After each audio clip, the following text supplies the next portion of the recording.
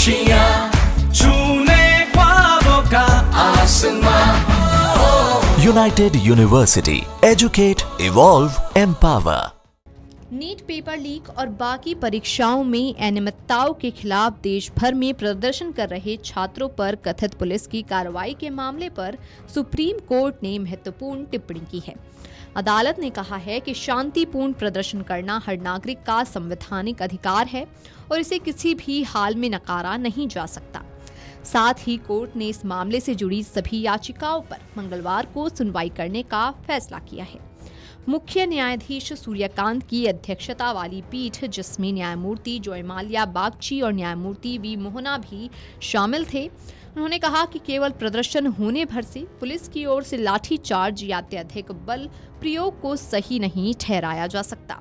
इस सुनवाई के दौरान कुछ पुलिसकर्मियों के परिजनों की ओर से दायर याचिका का भी जिक्र हुआ।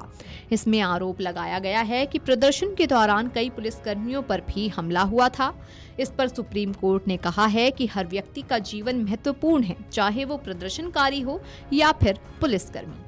सुप्रीम कोर्ट ने कहा कि पूरे देश में शांतिपूर्ण प्रदर्शन के लिए एक समान प्रोटोकॉल होना चाहिए। प्रदर्शन के लिए उचित स्थान तय किए जाएं और अनावश्यक प्रतिबंध न लगाए जाएं। यदि प्रदर्शन में असामाजिक तत्व शामिल हो जाते हैं तो इनसे अलग तरीके से निपटा जा सकता है, लेकिन इसका मतलब ये नहीं कि सभी प्रदर्शनकारियों पर बल प्रयोग किया जाए। कोर्ट ने कहा कि ये केवल दिल्ली का मामला नहीं है, बल्कि पूरे देश में प्रदर्शन को लेकर एक समान व्यवस्था बनाने की बेहद जरूरत है।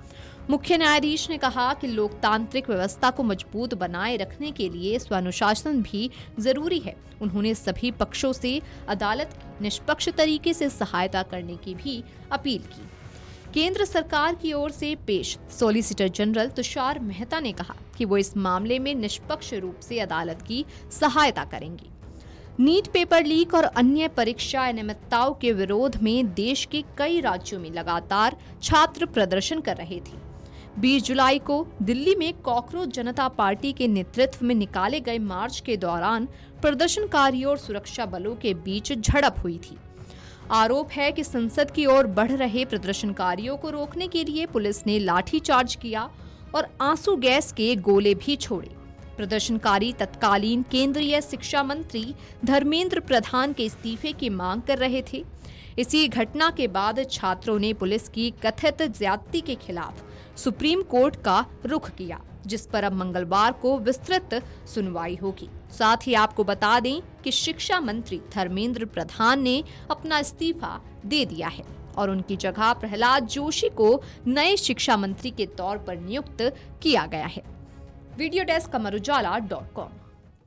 अगर आप ये वीडियो YouTube पर देख रहे हैं तो हमारे चैनल को सब्सक्राइब कर बेल आइकन दबाएं और Facebook पर देख रहे हैं तो हमारे पेज को लाइक करें।